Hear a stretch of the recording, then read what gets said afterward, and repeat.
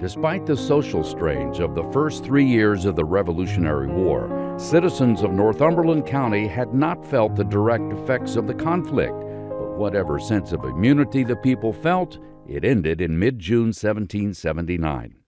The Loyalists who lived in the county turned out to be no threat. However, privateers supporting the Crown were a different story.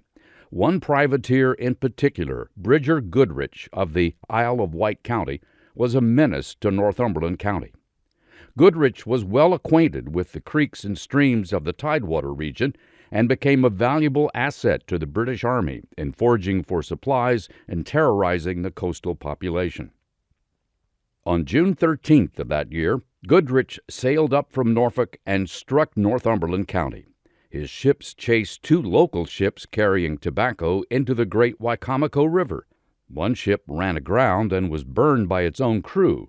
The second ship took refuge in a creek but was discovered and captured.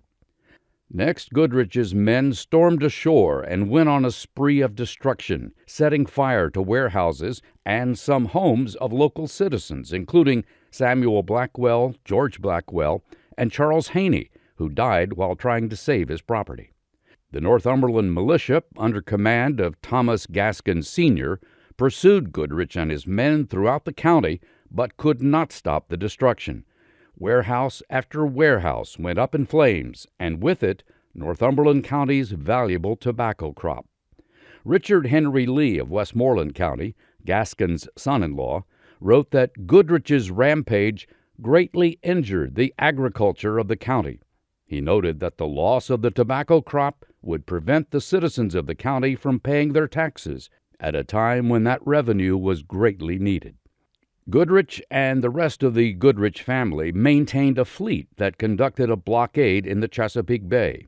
This action so severely disrupted Patriot trade that even Governor Thomas Jefferson noted that Virginia's commerce had not suffered so much since the days of Lord Dunmore's earlier raids.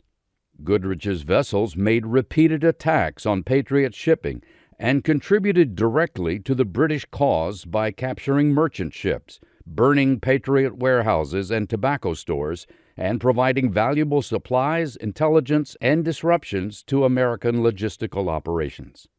Northumberland County responded to this new vulnerability in several ways. It replaced the top officers in the militia and nominated 8 prominent citizens to be justices to strengthen the county's leadership.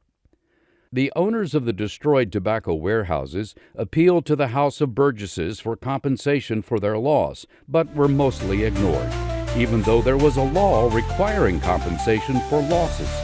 In 1780, the Virginia legislature repealed that law and passed a new law absolving the taxpayers of any liability for tobacco burned by the enemy.